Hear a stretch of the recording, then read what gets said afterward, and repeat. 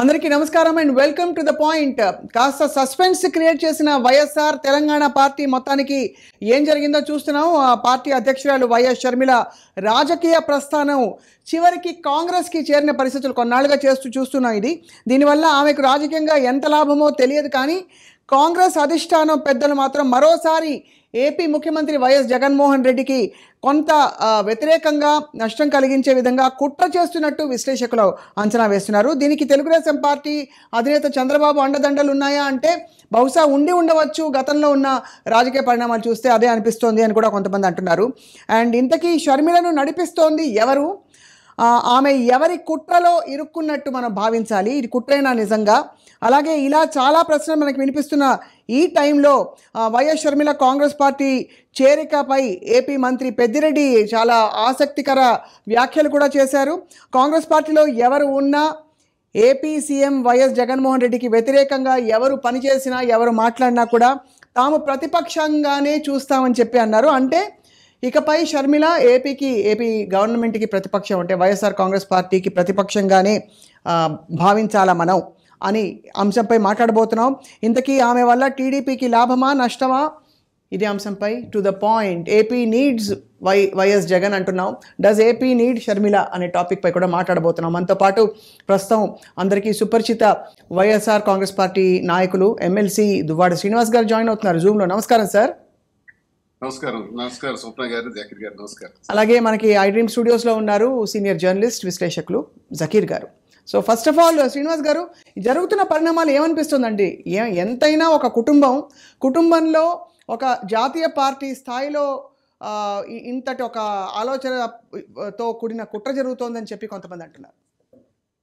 స్వప్న గారు, నేను నా పర్సనల్ గా కూడా నేను చెప్తాను. ముందు నేను కాంగ్రెస్ పార్టీకి చెందినటువంటి కార్యకర్తను. అవును, విద్యార్థి రాజకీయాల నుంచి కూడా నేను కాంగ్రెస్ పార్టీలోనే ఉన్నాను, కాంగ్రెస్ పార్టీలోనే నడిచాను. రైట్. మేమేమనుకునే వాళ్ళం తెలుసా, చనిపోతే కాంగ్రెస్ పార్టీ జెండా కప్పుకోవాలి అన్నటువంటి ఆశతో ఉండేవాళ్ళు. అలాంటి కాంగ్రెస్ పార్టీ ఆంధ్రప్రదేశ్ ప్రజలకి సర్వనాశనం చేసినటువంటి చరిత్ర. కాంగ్రెస్ పార్టీ ఇలాంటి దుర్మార్గమైన పని చేస్తుందని మా జీవితంలో కూడా మేము ఊహించాల. ఇందిరాగాంధీ గారు కూడా సమైక్యవాది. అలాంటి ఇందిరాగాంధీ నేతృత్వంలో కాంగ్రెస్ పార్టీకి ఉన్నటువంటి చరిత్రని పూర్తిగా సర్వనాశనం చేసినటువంటి చరిత్ర సోనియా గాంధీ ఆంధ్రప్రదేశ్ రాష్ట్ర ప్రజల గుండెల్లో చిరస్థాయిగా షీ ఈజ్ ఎ డెవిల్. చాలా ఘాటైన వ్యాఖ్యలు చేస్తున్నారు సార్ మీరు. చాలా ఘాటైన వ్యాఖ్య చేశారంటే మీకు శ్రీనివాస్ గారు, మీరు గతంలో కాంగ్రెస్ పార్టీలో ఉండి వ్యాఖ్య చేస్తారంటే ఇప్పుడు ఇంతటి తీవ్రమైన ఒక స్టేట్మెంట్ ఇచ్చారు మీరు. దానికి కారణం ఏంటి సార్? స్వప్న గారు, కాంగ్రెస్ పార్టీలోనే బ్రతికినటువంటి మేము రాజశేఖర రెడ్డి గారి పరిస్థితి చూసాం కదా. కాంగ్రెస్ పార్టీ 2003-2002 సంవత్సరంలో అడ్రస్ లేని పరిస్థితిలో ఉండేది రాష్ట్రంలో. ఆ మహానుభావుడు పాదయాత్ర చేసి ప్రతి ఒక్కరిని కలుసుకుంటూ నానా కష్టాలు పడి, రాజశేఖర రెడ్డి గారితో నేను కనీసం 6 నియోజకవర్గాలు స్వయంగా నేను నడిచాను. నా చిన్న వయసు నడిచినటువంటి అనుభవం, ఆయనతో చాలా దగ్గర రిలేషన్స్ నాకు ఉండేవి. వైఎస్ఆర్ ఫ్యామిలీతో ఈనాటి సంబంధాలు కావు మాకు. నేను విద్యార్థి రాజకీయాల నుంచి కూడా సంబంధాలతో ఉన్నాను. అలా నడిచినటువంటి ఆ నేపథ్యంలో నేను గమనించినటువంటిది, రాజశేఖర రెడ్డి గారు చచ్చిపోయిన కాంగ్రెస్ పార్టీని బ్రతికించారు. బ్రతికించిన తర్వాత దుర్మార్గమైనటువంటి ఆలోచనలో ఆయన్ని ముఖ్యమంత్రి కాదు ఇంకెవరినైనా చేయాలని వెళ్ళి చాలా టీమ్స్ పరిగెట్టాయి. కానీ రాజశేఖర రెడ్డినే 2004లో ముఖ్యమంత్రిని చేయకపోతే కాంగ్రెస్ పార్టీకి పుట్టగద్దులు కూడా ఉండవు. కాబట్టి ఆ పరిస్థితుల్లో ఆయన ముఖ్యమంత్రి అవటం, రాజశేఖర రెడ్డి గారు ప్రపంచ చరిత్రలో, దేశ చరిత్రలో కూడా లేని విధంగా బ్రహ్మాండమైనటువంటి పరిపాలన అందించి ఆరోగ్యశ్రీ అన్నటువంటి గొప్ప కార్యక్రమానికి శ్రీకారం చుట్టి రైతు బాంధవుడిగా పేరు ప్రఖ్యాతులు గాంచిన రాజశేఖర రెడ్డి గారు దురదృష్టవశాత్తు హెలికాప్టర్ యాక్సిడెంట్ లో మరణించిన తర్వాత పరిణామాలు ఏం జరిగినాయి మేడం? అక్కడి నుంచే మాకు శత్రుత్వం అయిపోయింది. కాంగ్రెస్ పార్టీ శత్రు వర్గాలుగా మాకు మారిపోయినారు. రాజశేఖర రెడ్డి గారి మరణానంతరం ఆయన్ని, రాజశేఖర రెడ్డి గారు బ్రతుకున్నంత కాలం జగన్ మంచోడు, జగన్ ఎక్కడ ఏం తప్పు చేయలేదు, జగన్ కి ఎటువంటి సబ్జెక్టు ఆ రోజు లేదు.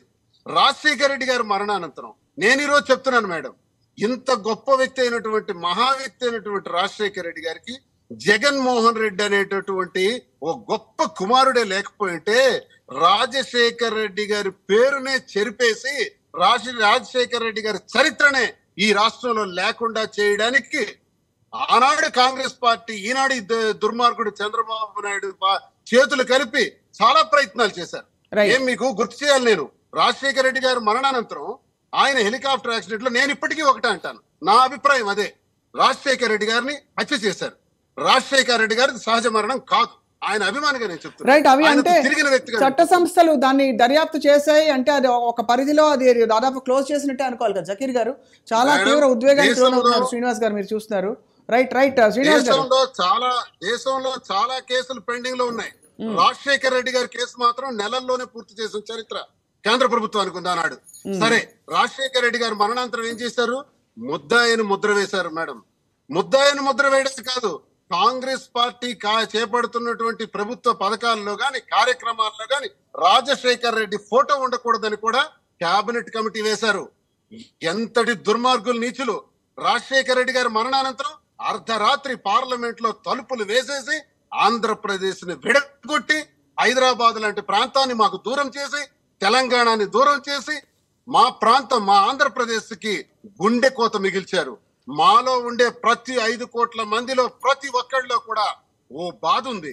అదేంటంటే, మేము తెలంగాణ నుంచి విడిపోయామే, అడ్రస్ లేకుండా పోయినామే, ఆఫీస్ కూడా లేదే, కట్టు బట్టలతో మిగిలిపోయినామే అని నిరంతరం బాధపడుతున్నటువంటి రైట్ శ్రీనివాస్ గారు, ఇక్కడ శ్రీనివాస్ గారు మీ ఆవేదన వినపడుతోంది. ఇక్కడ 3 లెవెల్స్ లో మనకి, అంటే ఒకటి రాష్ట్ర విభజన అనేది ఒక మౌలిక కోర్ ఇష్యూ, అది పక్కన పెడితే సార్ రాజశేఖర రెడ్డి గారి మరణం ఎలా సంభవించింది, తర్వాత జరిగిన పరిణామాలు, మూడోది అప్పుడు జగన్మోహన్ రెడ్డి గారికి వచ్చిన ఇబ్బందులు, అవన్నీ. ఇప్పుడు తాజాగా ఇప్పుడు కాంగ్రెస్ మళ్ళీ తన ఉనికిని మరోసారి చాటుకునే ప్రయత్నంలో షర్మిల గారి చేరికని మీరు ఎలా చూస్తున్నారు జకీర్ గారు?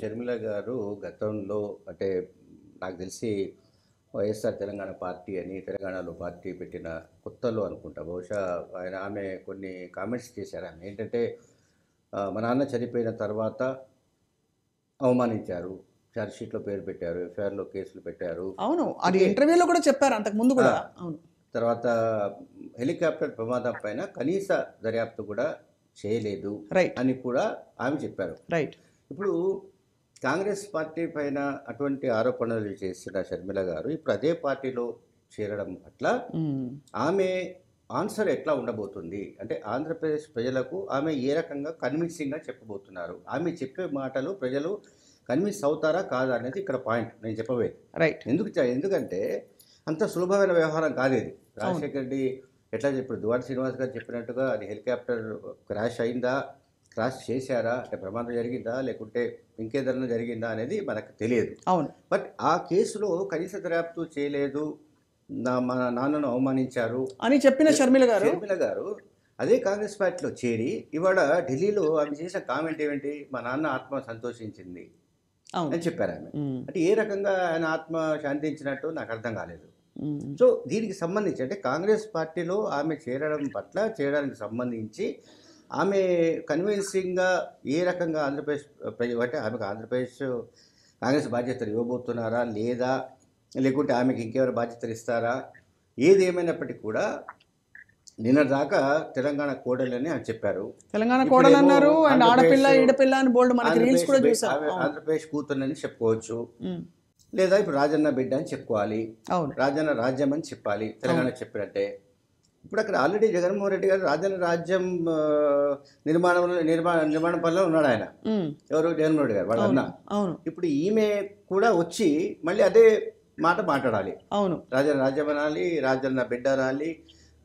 సో ఇది చాలా కాంప్లికేట్ ఇష్యూ ఇది. అంటే ఆమెను డిఫెన్స్ లో పడవేసే అంశాలు చాలా కనిపిస్తున్నాయి మనకు, కనిపిస్తున్నాయి. రెండోది అంటే ఉన్న పళంగా ఇప్పుడు ఇక్కడ పరిస్థితులు ఏదో అంటే మరి అనుకూలించలేదు అనుకోవాలా, లేక పాదయాత్రలకి స్పందన సరిగ్గా రాలేదనుకోవాలా, మొత్తానికి తను చాలా జోష్గా స్టార్ట్ చేసిన యాత్రల్ని ఇప్పుడు ఆమె విరమించి ఇప్పుడు ఒక పార్టీ అసలు పుట్టక ముందే దాన్ని తీసి కలిపేయడం అన్నది అదొక పద్ధతి. తెలంగాణలో షర్మిల గారిది ఫెయిల్యూర్ స్టోరీ అండి పాలిటిక్స్లో, తెలంగాణ పాలిటిక్స్లో. దానికి చాలా కారణాలు ఉన్నాయి. తర్వాత ఇప్పుడు ఆంధ్రప్రదేశ్ పాలిటిక్స్లో ఆమె స్టోరీ ఎట్లా ఉండబోతుందని చూడాల్సి ఉంది. అది మనం ముందే ఇప్పుడే ఫోర్కాస్ట్ చేయడానికి సాధ్యం కాకపోవచ్చు. కరెక్ట్. అయితే ఆమె ఎటువంటి రోల్ తీసుకోబోతున్నారు, ఆ రోల్ ఆమె ఎట్లా ప్లే చేయబోతున్నారు అని సో దానికి సంబంధించిన ప్రభావం అంటే ఆమె ప్రభావం ఆంధ్రప్రదేశ్ పాలిటిక్స్లో ఎంత ఉంటుంది కరెక్ట్ అనేది కూడా ఇంపార్టెంట్. ఎందుకంటే ఇప్పుడు కాంగ్రెస్ పార్టీ యాజ్ ఇట్ ఈస్గా ఇవాళ డేట్లో ఆంధ్రప్రదేశ్లో పూర్తిగా చనిపోయి ఉంది. అంటే మృత జీవి అంటాం కదా, అదే సో మృతప్రాయంగా ఉంది అది. సో దానికి పాపం ఈమె మృత సంజీవని అంటామా ఏమంటారు, అప్పుడప్పుడు తీసుకొచ్చాడు కదా లక్ష్మణుడు. అది తుది శ్వాసలో ఉంటే పనిచేస్తుంది సంజీవని. ఓకే, అంటే తుదిశ్వాసలో ఉన్నట్టుగా కూడా నేను అనుకుంటాను. 2019 ఎన్నికల్లో కాంగ్రెస్ పార్టీకి వచ్చిన ఓట్లు 100 కంటే తక్కువ. కనుక Congress party as on today అక్కడ almost negligible political force. So negligible political ఫోర్స్ను ఈమె రావడం వలన ఈమె ఎంత శక్తివంతురాలైన నాయకురాలు, ఆమె ఏం చేసి ఆ పార్టీని మళ్ళీ ప్రాణం పోయడం, పార్టీని పునర్నిర్మించడం, అంటే ఏం ఆశించి ఫస్ట్ ఏం ఆశించి మోర్ ఇంపార్టెంట్ అంటే ప్రాణం పోయడం, ఆ తర్వాత ఏమవుతుందో తెలియదు, ఏముంటుంది ఎప్పుడు ఏదో ఒక ఎండ్ గోల్ లేకుండా ఎవరు రాజకీయాల్లోకి రారు. అందులో ఆమె నాకు తెలిసి ఏదో ఆంధ్రప్రదేశ్కు ముఖ్యమంత్రి కావాలని అనుకుంటున్నట్టుగా నేనైతే అనుకోవడం లేదు. ఎందుకంటే ఆమెకు అంత సీన్ లేదు ఒకటి. ప్లస్ ఇంకోటి ఏంటంటే ఆమె రాజకీయాల్లో ఉండాలనుకున్నారు, రాజకీయాలు చేయాలనుకున్నారు. ఇవాళ మీరు వైవి సుబ్బారెడ్డి కానీ పెద్దిరెడ్డి రామచంద్రరెడ్డి కానీ వాళ్ళు చెప్పిన మాటల్లో ఒక పాయింట్ ఉంది. ఏంటంటే వాళ్ళు చెప్పింది వైసీపీలో స్థానం లేని కారణంగానే ఆమె తెలంగాణకు వెళ్ళిపోయారు, అక్కడ ఒక పార్టీని స్థాపించి ఆ తర్వాత పార్టీని ఇప్పుడు కాంగ్రెస్ పార్టీలో చేరారు. అవును, ఓకే. సో వైసీపీలో ఆమెకు స్థానం ఎందుకు లేదు ఏమిటనేది ఆమెకు సంబంధించిన విషయం. అవును, అట్లాగే జగన్మోహన్ రెడ్డి గారికి సంబంధించిన విషయం, అంటే ఆ కుటుంబానికి సంబంధించిన విషయం. అవును, ఇప్పుడు ఈ కుటుంబాలనే చీల్చిపారేయడం, మనుషులు కూడా పారేయడం, కుట్రలు కుతంత్రాలతో రాజకీయాలు చేయబోతున్నారు, మరిన్ని అబద్ధాలు చేస్తారు, మరిన్ని మోసాలు చేస్తారని జగన్మోహన్ రెడ్డి గారు నిన్న చెప్పారు. ఇది కాకినాడ సభలో. అవునవును, ఓకే. ఆ కాంటెస్ట్లోనే ఫ్యామిలీస్ని కూడా చీల్చడానికి వెనకాడారు. అటువంటి కుత్సితమైన రాజకీయాలు, కుట్రపూరిత రాజకీయాలు వీళ్ళు చేయడానికి సిద్ధంగా ఉన్నారని చెప్పారు. దీనికి సపోర్టింగ్గా అంటే జగన్మోహన్ రెడ్డి గారు ఏదైతే వ్యాఖ్యలు చేశారో దానికి సపోర్టింగ్గా నేను ఒక విషయం చెప్పబోతున్నాను. ఏంటంటే షర్మిల గారు హైదరాబాద్ నుంచి కడపకు, కడప నుంచి గన్నవరంకు, ఏదైతే అట్లాగే గన్నవరం నుంచి ఢిల్లీకి ఉపయోగించిన విమానం అది ఎవరిది అంటే సీఎం రమేష్ చంద్రబాబు నాయుడు సన్నిహితుడు, మిత్రుడు, ఏదో వాటెవర్ భాగస్వామి, ఏదో అనండి వ్యాపార భాగస్వామి, సీఎం రమేష్కు సంబంధించిన Ritwik green power aviation private limited సంస్థకు సంబంధించిన విమానాన్ని ఆమె ఉపయోగించారు. సో దీన్ని బట్టి అంటే సీఎం రమేష్ అనే వ్యక్తి చంద్రబాబు నాయుడుకు తెలియకుండా ఈ విమానం నడిపించి ఉంటాడని నేను అనుకోవడం లేదు. అంటే దీని వెనుక చంద్రబాబు నాయుడు సూత్రధారి అనుకుంటున్నారు. రైట్, చాలా కీలక పాయింట్ అందించారు. కానీ ఏదేమైనా శ్రీనివాస్ గారు, మీరు అంటే ఈ కుటుంబాన్ని ఎంతో కాలంగా చూస్తూ వచ్చారు. అండ్ ఒక సమయంలో అన్న వదిలిన బాణాన్ని అని చెప్పిన షర్మిల ఈరోజు దాదాపు ఈ పరిణామాలు పర్యవసనాలు తెలిసి కూడా, అంతే ఒక రాజకీయ కుటుంబానికి చెందిన బిడ్డగా తనకు అన్ని తెలుసు పరిస్థితులు ఏమిటని. అలాంటి పరిస్థితుల్లో ఇలాగా ఒక ఎవరి చేతిలోనో పావు అవ్వడం అన్నది, దీన్ని ఎలా చూస్తున్నారు సార్ మీరు? ఏం ఆశిస్తున్నారా వారని అనుకుంటున్నారు మీరు? ముందుగా వైఎస్ఆర్ అభిమానిగా మాకు జగన్మోహన్ రెడ్డి గారు, షర్మిలమ్మ గారు ఇద్దరు కూడా పెళ్ళిలే. అవును, వైఎస్ఆర్ గారు కుమారుడు కుమార్తెగా వాస్తవం. అయితే రాజశేఖర్ రెడ్డి గారి మరణానంతరం జరిగినటువంటి 600 మంది మరణాలు అంటే గుండె క్షోభతో గుండె జబ్బు వచ్చి ఆ గుండె ఆగి మరణించినటువంటి వాళ్ళు, అవును, అలాగే చాలా మంది శోక సముద్రంలో మునిగిపోయినటువంటి వాళ్ళు. ఆ రోజే గాని జగన్మోహన్ రెడ్డి ఒకే ఒక్క వ్యక్తి బయటికి అడుగు పెట్టి ఆ 600 కుటుంబాలని ఓదార్పు ద్వారా పరామర్శించకపోయి ఉంటే, మాలాంటి అభిమానులందరికీ ఆయన ఒకసారి కనబడేటట్టు జరగకపోయి ఉంటే మేమేమై ఉండేవాళ్ళం? కాంగ్రెస్ పార్టీ సాంప్రదాయ ఓటు ఏమై ఉండేది? కాంగ్రెస్ పార్టీ సాంప్రదాయ ఓటు పూర్తిగా వైఎస్ఆర్ కి జరిగినటువంటి అన్యాయానికి, ఆయనకి ముద్దాయిగా ముద్ర వేసినటువంటి ద్రోహానికి ఆయన పేరుతో ఆయన కుమారుడు ఎప్పుడైతే వచ్చారో ఆయనకు పూర్తిగా మద్దతుగా నిలబడిపోయింది కాంగ్రెస్ పార్టీ సాంప్రదాయ ఓటర్. అందుకే మీకు నేను చెప్పాను, నేను కాంగ్రెస్ పార్టీకి చెందినవాడిని. వైఎస్ జగన్మోహన్ రెడ్డి గారికి కేవలం వైఎస్ఆర్ మీద ఉన్నటువంటి, వైఎస్ఆర్ కి జరిగినటువంటి అన్యాయానికే ఈ రాష్ట్రంలో ఉండే 5 కోట్ల మంది ప్రజల్లో కాంగ్రెస్ పార్టీ సాంప్రదాయ ఓటర్ ప్రతి ఒక్కరు కూడా జగన్మోహన్ రెడ్డి గారికి అండగా నిలబడే ఆయన ముఖ్యమంత్రిని కూడా చేశారు. తండ్రికి జరిగిన అన్యాయానికి, ఆ కుటుంబానికి జరిగిన అన్యాయానికి జగన్మోహన్ రెడ్డి లేకపోయింటే మాలాంటి వాళ్ళ పరిస్థితిని కూడా అడ్రస్ లేకుండా అయిపోయింది. జగన్మోహన్ రెడ్డి గారు జరిగిన అన్యాయంతో తండ్రి మరణించిన తర్వాత చనిపోయిన కుటుంబాలకి పరామర్శించడానికి వెళ్తాను మేడం, ఒక అవకాశం ఇవ్వండి అని ఢిల్లీ వెళ్ళారు. ఆ రోజు వెళ్ళేటప్పుడు షర్మిల గారు ఉన్నారు, అమ్మగారు గేట్ ఉన్నారు, దగ్గర విజయమ్మ గారు నిలబెట్టారని ఉన్నారు, ఇంటర్వ్యూలో సార్ చెప్పారండి. గేట్ దగ్గరే నిలబెట్టేశారు, అసలు లోపల కూడా రానివ్వలేదు. నిలబెట్టి అవమానపరిచారు మేడం. అవును. అవమానపరిస్తే ఆ అవమానాన్ని భరించలేక, ఏ మేడం తండ్రి కోసం మరణించిన కుటుంబాలకు వాదార్పు చేయొద్దా? జిల్లా లెవెల్లో అందరినీ పిలిపించేసి అక్కడ మాట్లాడేసి పోవాలా? ఇదే సజెషన్, వాళ్ళు ఇచ్చే సజెషన్. ఆయన ఏమన్నారు, నేను వాళ్ళు వెళ్తే తప్పేంటి అని అన్నారు. చిన్నపిల్లాడు అప్పటికి వెళ్తున్నాడు, 35-36 సంవత్సరాల వయసు. ఆ వయసులో తండ్రి గురించి చనిపోయిన వాళ్ళకి చనిపోయిన కొద్ది రోజుల్లోనే ఆ కుటుంబాలకు వెళ్ళాలనుకుంటే వద్దు అని ఆంక్షలు పెడతారా? ఏంటంత కక్షాదింపు చర్యలు? అవన్నీ మర్చిపోతాం అనుకుంటున్నారా? రాష్ట్ర ప్రజలు మర్చిపోయారు అనుకుంటున్నారా? అలా జరిగినటువంటి అన్యాయంలో నేను నాన్నకు చనిపోయిన వాళ్ళ గురించి వెళ్ళకపోతే నేను ఎలా కొడుకుని అనిపించుకుంటాను? ఆ కుటుంబాలకు నేను ఎలా నిలబడినట్టు అవుతాను? రాజన్న రాజ్యం మళ్ళీ ఎలా నేను శ్రీనివాస్ గారు, కలిగిన వాడిని అవుతాను? ఈ పరిణామాలు ఇంకా ప్రజలకు గుర్తు సార్.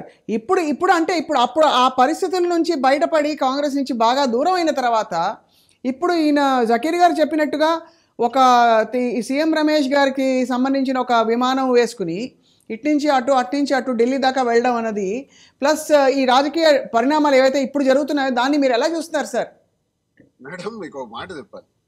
ఏ రోజైతే రాజశేఖర్ రెడ్డి మీద ముద్దాయిగా ముద్ర వేశారో, ఏ రోజైతే జగన్మోహన్ రెడ్డి గారిని 16 నెలల పాటు జైలుకి పంపించారో, ఏ రోజైతే జగన్మోహన్ రెడ్డి గారి కుటుంబానికి నానా ఇబ్బందులు గురి చేసి ఆయన కష్టాలకు గురి చేశారో, వాటి వెనక ప్రధానమైనటువంటి హస్తం చంద్రబాబు నాయుడుది, కాంగ్రెస్ పార్టీ. ఈ రెండు చేతులు కలిపే జగన్మోహన్ రెడ్డి గారిని టార్గెట్ చేసి పడేసినారు. ఆ కుటుంబానికి నానా హింసలకు గురి చేశారు. అలాంటి కష్టాల నుంచి ధీరోదాత్తమైనటువంటి మనసుతో చిన్న వయసులో కూడా 36 సంవత్సరాల వయసులో గొప్ప ధైర్యంతో, ఏ మానవుడు చేయలేనటువంటి ధైర్యంతో ముందడుగు వేసినటువంటి మగాడి జగన్మోహన్ రెడ్డి. ఆ జగన్మోహన్ రెడ్డి గారు సాధించిన సాధనలో, కృషిలో ఫలితమే ఈ రోజు రాష్ట్ర ముఖ్యమంత్రిగా అందరూ ఆయనకి ఈ రోజు ముఖ్యమంత్రి చేయటం, రాజన్న పథకాలన్నీ కూడా అమలు చేయటం, రాజన్న పేరుతోనే ఈ రోజు రాష్ట్ర ప్రభుత్వం బ్రహ్మాండంగా నడవటం అనేది జరుగుతున్నటువంటి ఈ తరుణంలో షర్మిల గారు ఆ కుటుంబ సభ్యులైనప్పటికీ కూడా ఎన్ని ద్రోహాలు చేసినటువంటి, రాష్ట్ర ప్రజలకు ద్రోహం చేసిన కాంగ్రెస్ పార్టీ, వైఎస్ఆర్ కుటుంబాన్ని ద్రోహం చేసిన కాంగ్రెస్ పార్టీ, ఆ కాంగ్రెస్ పార్టీ గుమ్మంలోకి వెళ్లి నిలబెట్టడం అన్నది వైఎస్ఆర్ అభిమానిగా నేను జీర్ణించుకోలేకపోతున్నాను. నేను జీర్ణించుకోలేను. రైట్ జకీర్ గారు, ఇది నిజంగానే ఇప్పుడు ముందు మరి దీని పరిణామాలు ఎలా ఉండబోతున్నాయి? షర్మిల గారి రాకతో మీరు అన్నట్టుగా నిజంగా చంద్రబాబే నడిపిస్తూ ఉంటే మరి అటు పవన్ కళ్యాణ్ గారు ఏమవుతారు, బీజేపీ ఏమవుతుంది, తర్వాత అసలు ప్రతిపక్షం ఎవరెవరు ఉంటారు?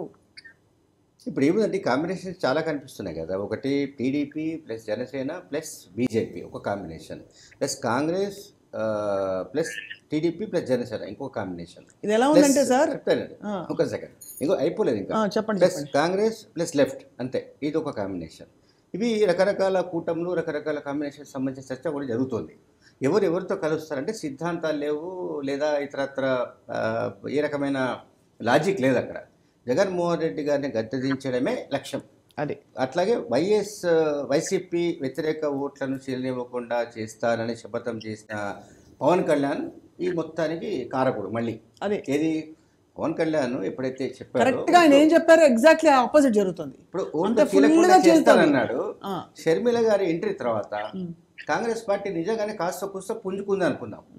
ఓకే, సో అది ఆమె సారాంశంలో ఒకవేళ సాధ్యం ఇస్తే చెప్తున్నాను, కాంగ్రెస్ పార్టీ చీల్చే ఓట్లు ఎవరి అయి ఉంటాయి అన్నది ఒక ప్రశ్న.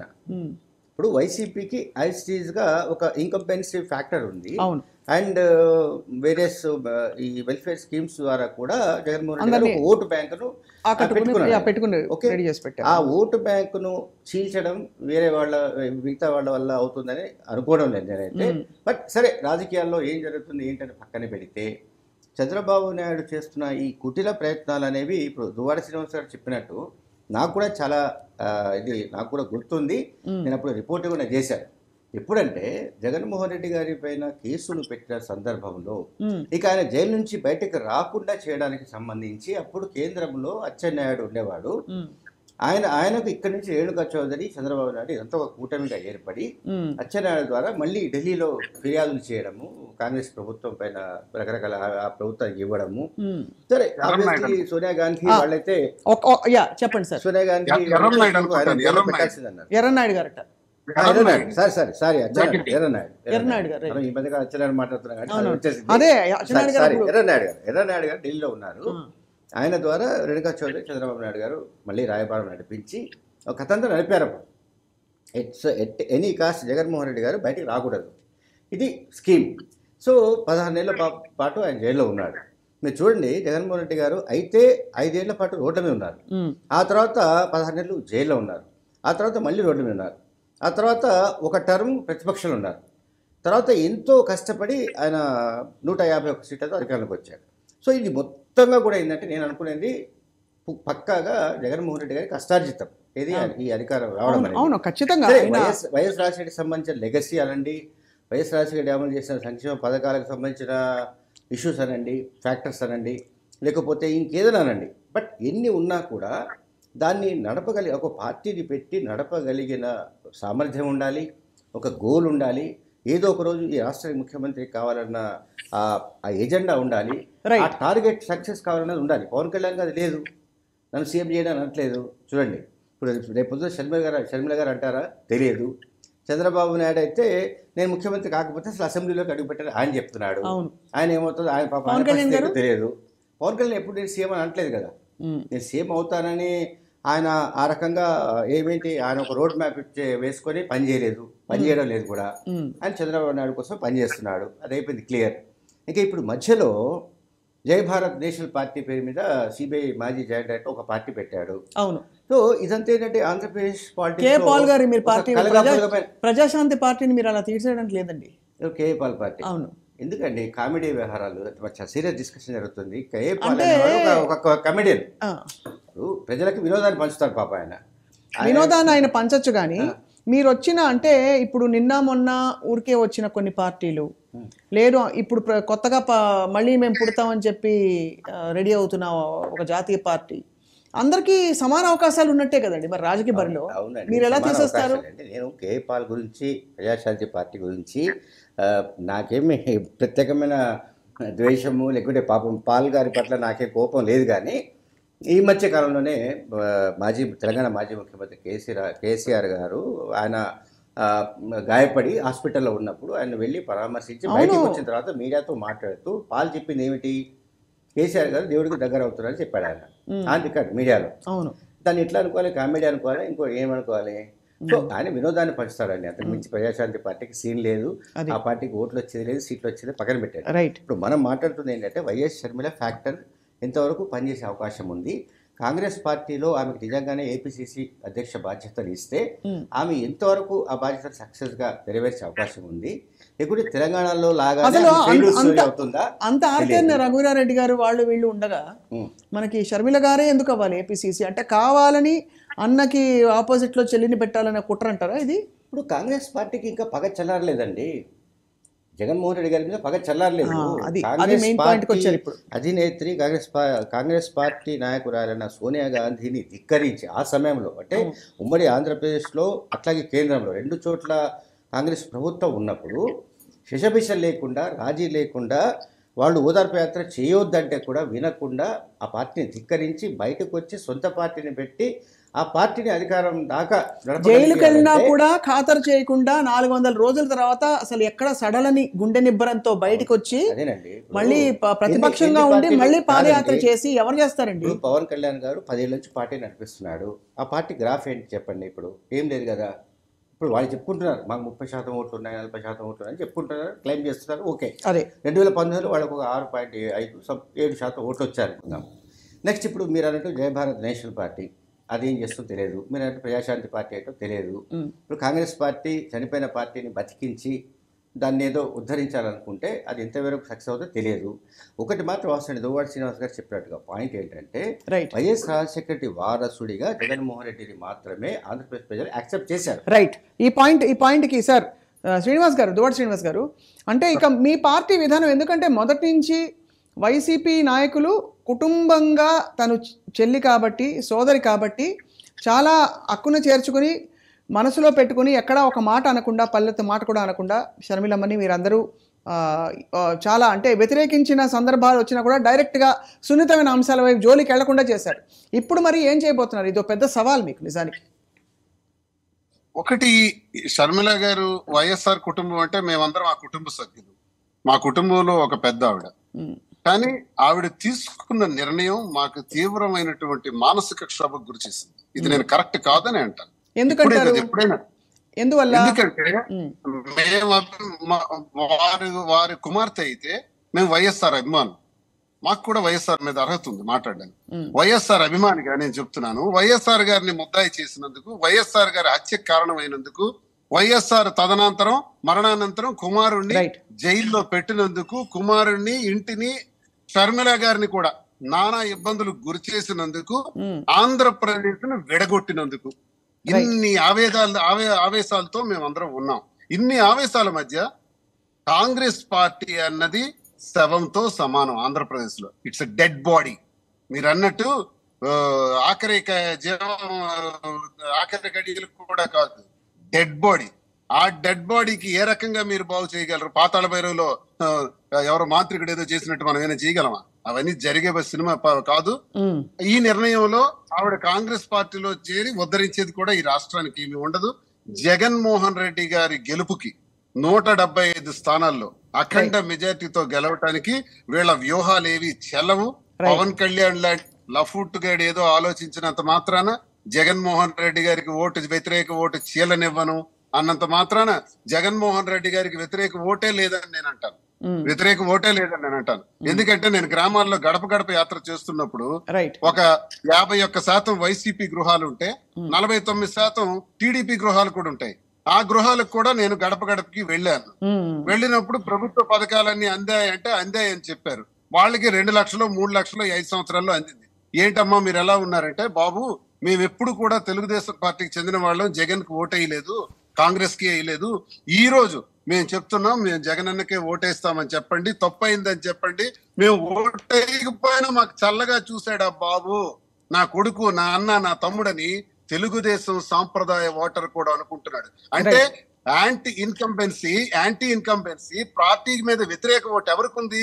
టీడీపీకి ఉంది, వైసీపీకి లేదు. వైసీపీలో పార్టీ వ్యతిరేక ఓటుని చీలనివ్వని ఈ షూటింగ్కి వెళ్ళి షార్ట్ కట్టగాడు వచ్చేదో మాటలు చెప్పేస్తే ఇక్కడ అమాయకులు ఎవరు లేరు. వాడు ప్యాకేజీ స్టార్ మాట్లాడినంత మాత్రాన చంద్రబాబు నాయుడికే దమ్ముంటే జగన్మోహన్ రెడ్డిని వ్యక్తిగతంగా ఎదుర్కోమనండి. 40 years ఇండస్ట్రీ కదా, 14 సంవత్సరాలు ముఖ్యమంత్రి కదా, చిన్న పిల్లాడు 50 సంవత్సరాల పిల్లాడి మీద ఇన్ని ఎత్తుగడల, ఇన్ని మోసాల, ఇన్ని కుట్రల, ఇన్ని నీచమైన ఐడియాల. నీ సిగ్గు, నీ బ్రతుకు, నీకు సిగ్గు లేదు? ఆ పిల్లాడి మీద 40 సంవత్సరాల హిస్టరీ అనుకునేవాడివి ఆఖరికి పవన్ కళ్యాణ్ గారి ఇంటికి వెళ్ళిపోయి వాడి కాళ్ళు పట్టేసి, ఆ పవన్ కళ్యాణ్కి ఎమ్మెల్యే అయ్యే బ్రతుకు కూడా లేదు. ఎమ్మెల్యే అవ్వాలంటే తెలుగుదేశంతో చేయి కలపాలి. అతని వాళ్ళు 1000-2000 ఓట్లు వస్తే ఆ ఓట్ల వేళ ఒక 10 సీట్లు గెలవాలి. ఆ దిక్కుమాలిన ఆలోచనతో చంద్రబాబు నాయుడు ఉన్నాడు. చంద్రబాబు నాయుడు నేను ఈరోజు చెప్తాను చూడండి. చంద్రబాబు నాయుడికి పవన్ కళ్యాణ్ చాలా సార్లు అన్నాడు, వాడి కొడుకు జిల్లాకి 1000 కోట్లు సంపాదించాడు, చంద్రబాబు నాయుడు అంతు తెలుస్తాను. నా తల్లిని తిట్టినటువంటి చంద్రబాబు నాయుడు ఈస్ట్ వెస్ట్ లో 15 స్థానాలకి నేను అవకాశం ఇస్తే నన్నే మోసం చేస్తాడా అన్నాడు. మళ్ళీ వాడి దగ్గరికే వెళ్ళాడు. వాడు చంద్రబాబు నాయుడు బుట్ పాలిష్ చేస్తున్నాడు, లోకేష్ బట్టలు ఉతుకుతున్నాడు. వాళ్ళకి సిగ్గు, లజ్జ, శరం లేదు. ఆ రోజు మీకు చెప్తాను చూడండి, రిజల్ట్ వచ్చిన సాయంత్రమే పవన్ కళ్యాణ్కి చంద్రబాబు నాయుడు అపాయింట్మెంట్ కూడా ఇవ్వడు. అలాంటి నీచమైనటువంటి తత్వం కలిగినటువంటి చంద్రబాబు నాయుడు వీళ్ళ జగన్మోహన్ రెడ్డి కాలి ధూళిని కూడా కనీసం కనిపించలేరు. జగన్మోహన్ రెడ్డి గారికి ఎన్ని శక్తులు ఒకటైనా ఏమీ చేయలేరు. అఖండ మెజార్టీతో జగన్మోహన్ రెడ్డి గారు గెలుస్తారు. కాంగ్రెస్ పార్టీకి రాష్ట్రంలో అడ్రస్లు కూడా ఉండవు. Dead body. Sonia Gandhi is a devil, that party is a dead body in Andhra Pradesh. Right. Duvvada Srinivas గారు చాలా ఉద్వేగంగా మాట్లాడారు సార్. కానీ మీ అంటే వ్యక్తిగతంగా మీ ప్రయాణం ద్వారా అలాగే మీ రాజకీయ జీవితంతో మీరు చూసిన విషయాలు, చాలా విషయాలు పంచుకున్నారు. ఇవాళ కన్క్లూడ్ చేసేలోపు జకీర్ గారు, సో ఫైనలీ ఏం చెప్పదలుచుకున్నారు సార్? ఇది అంటే ఆల్మోస్ట్ ఒక కుటుంబంలో ఈ కుట్ర పెడుతున్న సోనియా గాంధీ గారా, చంద్రబాబు నాయుడు గారా, ఇద్దరు కలిసారా, ఇద్దరు కలిసి ఉండాలని అనుకోవాలి?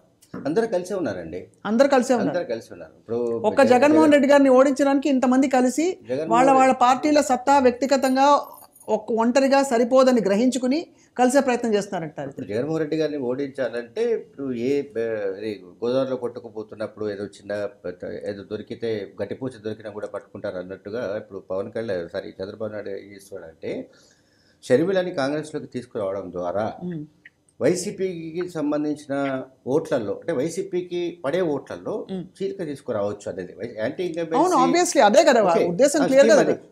సో ఒకటేమో వైసీపీ వ్యతిరేక రాజకీయ శక్తులని ఏకమవ్వడము, రెండోదేమో వైసీపీకి పడే ఓట్లలో ఆమె కూడా వైఎస్ రాజశేఖర రెడ్డి బిడ్డ కనుక కొన్ని ఓట్లు అటువైపు కూడా షిఫ్ట్ అవుతాయి అనే ఒక భ్రమ, నమ్మకం, అనుమానం ఏదో వాళ్ళకు ఉంది, రైట్, సంథింగ్. సో దాంతో వాళ్ళు చంద్రబాబు నాయుడు, సోనియా గాంధీ వీళ్ళంతా మాట్లాడుకుని వ్యవహారం నడిపినట్టుగానే కనిపిస్తుంది. 2018లో ఏం జరిగిందండి, తెలంగాణలో మహాకూటమి అని పెట్టారు. కాంగ్రెస్, తెలుగుదేశం, ఆ పార్టీ ఈ పార్టీ అని పెట్టి కిచిడి కూటమి పెట్టారు. చివరికి అది బోల్తా పడింది, పోలింగ్ ఈవీఎంల దగ్గర బోల్తా కొట్టింది. అది వాళ్ళకి ఏమీ రాలేదు, ఫెయిల్ అయిపోయింది. ఇక టీఆర్ఎస్ పార్టీ ఇక్కడ పవర్లోకి వచ్చింది సెకండ్ టైం 2018లో. సో అటువంటి ప్రయోగమే మళ్ళీ అంటే డిఫరెంట్గా చేస్తున్నాడు చంద్రబాబు నాయుడు. ఒకటేమో పవన్ కళ్యాణ్తో కలిసి వెళ్ళాలని అనుకుంటున్నాడు, ఇంకొక వైపు కాంగ్రెస్ పార్టీ వాళ్ళతో మాట్లాడి షర్మిల జాయినింగ్ సంబంధించిన ఏర్పాట్లన్నీ కూడా పరోక్షంగా చేశాడు. సో ఇంకా ఇటువంటి ఎన్ని ప్రయత్నాలు చేయబోతున్నాడో, ఏం చేస్తారో ఏంటో మనకు తెలియదు. కానీ ఇదంతా ఈజీగా అంటే ఎలక్షన్ ప్యాటర్న్ అంటే ఎలక్షన్ ఓటింగ్ అనేది డిఫరెంట్ అండి, రైట్. ఈ పొత్తులు, రాజకీయ ఎత్తుగడలు ఇవన్నీ కూడా వేరు. అవును, ఎవరు ఎన్ని అనుకున్నా ఇప్పుడు ఈస్ట్ వెస్ట్ చెప్తారు ఎగ్జాంపుల్, ఉభయ గోదావరి జిల్లాలు ఉన్నాయండి, అక్కడ 34 కాన్స్టిట్యూన్సీస్ ఉన్నాయి. ఇప్పుడు పవన్ కళ్యాణ్ ఏమనుకుంటాడంటే 34 మేము కొట్టేస్తాం అనుకుంటాడు. 34 కాదు కదా, మొత్తం ఆంధ్రప్రదేశ్ అంతా కలిపితే అవుట్ ఆఫ్ 175లో పవన్ కళ్యాణ్కు చంద్రబాబు నాయుడు 15-20 ఇస్తే గొప్ప అనే పరిస్థితిలో ఆయన ఉన్నాడు. ఆయనేమో నాకు ఉమ్మడి ఉభయ గోదావరి జిల్లాలోనే నాకు ఒక 20 కావాలంటున్నాడు ఆయన.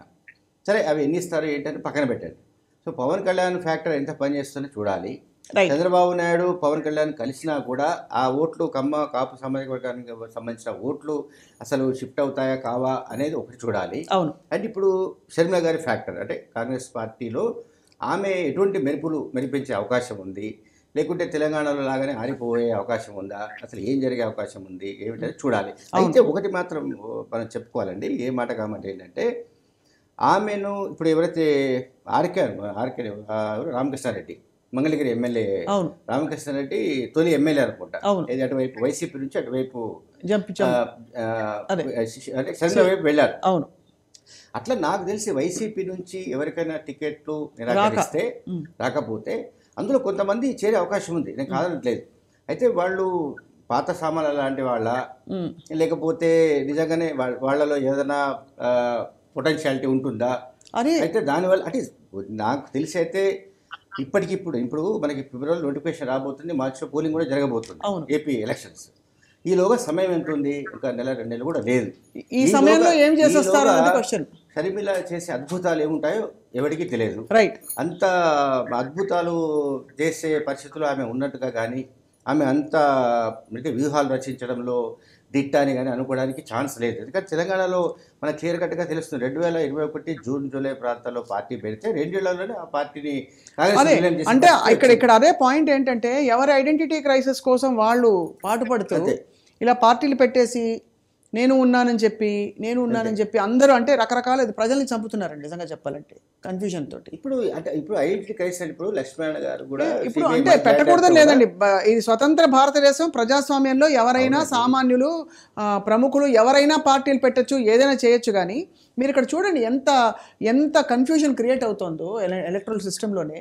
అంటే దీన్ని తప్పకుండా ప్రశ్నించాలి. ఇప్పుడు ఒకటి చెప్పాల్సుకుంది ఏంటంటే ఆంధ్రప్రదేశ్ పాలిటిక్స్లో యాజ్ ఇట్ ఈస్గా ఒక కొత్త పార్టీకి వాక్యం లేదు. ఎందుకంటే అక్కడ ఒకటేమో అధికార పార్టీ వైసీపీ పూర్తిగా ఆక్రమించుకొని ఉంది, 151 అసెంబ్లీ సీట్స్తో, అట్లాగే 22 ఎంపీ సీట్స్తో వైసీపీ చాలా ఆధిక్యంలో ఉంది, చాలా ఎత్తులో ఉంది. నెక్స్ట్ మీకు 23 సీట్స్తో టీడీపీ ఉంది, 0 సీట్స్తో పవన్ కళ్యాణ్ ఉన్నారు.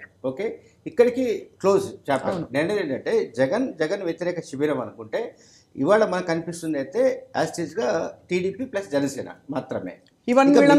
ఇప్పుడు కాంగ్రెస్ పార్టీ షర్మిల చేరినా కూడా ఆ పార్టీకి అంటూ ఒక వాక్యం అంటే గతంలో ఉన్న వాళ్ళందరూ కూడా అంటే ఎవరైతే ఇప్పుడు దువ్వాడ లాంటి వాళ్ళు కావచ్చు, ఎవరైనా కానీ ఇక వైఎస్ఆర్సీపీ అభిమానులు కావచ్చు, కాంగ్రెస్ పార్టీకి సంబంధించిన కార్యకర్తల నుండి కాంగ్రెస్ పార్టీకి కోర్ అభిమానులు ఎవరైతే ఉంటారో వాళ్ళందరూ ఆల్రెడీ వైసీపీ వైపు షిఫ్ట్ అయిపోయారు. అంటే జగన్మోహన్ రెడ్డి గారిని నాయకత్వాన్ని ఇప్పుడు వాళ్ళందరినీ మళ్ళీ అంటే కదిలించే ప్రయత్నాలు జరుగుతాయి. వైసీపీ అంటే ఏమిటి? కాంగ్రెస్ 2 అండి, అది ఆల్మోస్ట్ కాంగ్రెస్ 2. అంటే చాలా మంది నాయకులు పార్టీ గతంలో ఎవరైతే ఉన్నారో వాళ్ళందరూ వైసీపీలో చేరిపోయారు. ఎందుకంటే ఆంధ్రప్రదేశ్ విడిపోయిన తర్వాత ఇక ఆంధ్రప్రదేశ్లో కాంగ్రెస్ పార్టీ పూర్తిగా క్లోజ్ అయిపోయిన పరిస్థితి ఏర్పడ్డప్పుడు జగన్మోహన్ రెడ్డి గారి రూపంలో అక్కడ ఒక పొలిటికల్ ఫోర్స్ ఎమర్జ్ అయింది. సో పొలిటికల్ ఫోర్స్ ఎమర్జ్ అయినప్పుడు ఆటోమేటిక్గా అందరూ కాంగ్రెస్లో ఉన్న వాళ్ళందరూ ఎవరు దువ్వాడ లాంటి వాళ్ళందరూ కూడా వైసీపీ వైపు వచ్చేసారు. కరెక్ట్. ఇప్పుడు అక్కడ షర్మిల కాంగ్రెస్ పార్టీని పునర్నిర్మిస్తే అది కాంగ్రెస్ 3 అవుతుందా కాదా అని చూడాలి. అది అంటే అవుతుందా? అవుతే what does it offer differently from anywhere else? And ఇప్పుడున్న అంటే ఇప్పుడు పాలన కంప్లీట్గా ప్రజలకు అందే సంక్షేమ పథకాలు ఏ విధమైన డిస్టర్బెన్స్ అవసరం లేని ఆవశ్యకత, మార్పు కోసం ఆవశ్యకత లేని పరిస్థితుల్లో ఉన్న ప్రతిపక్షాలకే ప్లేస్ లేదు. ఇప్పుడు మరిన్ని ప్రతిపక్షాలు పుట్టుకొస్తే ఏం జరుగుతుందో, ప్రజలు ఎలాంటి తీర్పునిస్తారో వేచి చూడాలి జకీర్ గారు. కానీ ఈ పరిణామాలు చాలా నిజంగానే అంటే దాదాపు నాటకీయంగా జరుగుతున్నాయి. అంటే క్విక్గా ఇక్కడ పార్టీ పెట్టి 2 నెలల్లో వైండప్ చేసేసి కొన్ని యాత్రలు చేసేసి ఇక్కడ కోడాలని చెప్పేసి అసలు ఇక్కడ ఈ నెల కోసమే పుట్టానని చెప్పి ప్రకటనలు చేసుకుని దాదాపుగా, అండ్ అక్కడి నుంచి మళ్ళీ సడన్గా చూస్తే రాత్రికి రాత్రి పార్టీ లేదు, త్యాగం చేసేసారు, పార్టీని మర్జీ చేసేసారు, ఇప్పుడు మళ్ళీ ఆ పార్టీలో చేరిపోయారు. సో స్కూల్లో చేరకుండానే ప్రమోషన్ వచ్చినట్టు ఇప్పుడు ఏపీకి షిఫ్ట్ అయిపోయారు. కాబట్టి వేచి చూసి we'll have to wait and see ఎవరి పాత్ర ఎవరి కాంట్రిబ్యూషన్ ఎలా ఉండబోతోందని చెప్పి. దువ్వాడ శ్రీనివాస్ గారు మీకు ధన్యవాదాలు సార్ ఇవాళ ఈ చర్చలో పాల్గొన్నందుకు. నిజంగా ప్రజలు విఘ్నులు కాబట్టి మనం వేచి చూద్దాం. జకీర్ గారు మీకు కూడా ధన్యవాదాలు sir. And that is to the point today. Stay tune to I dream.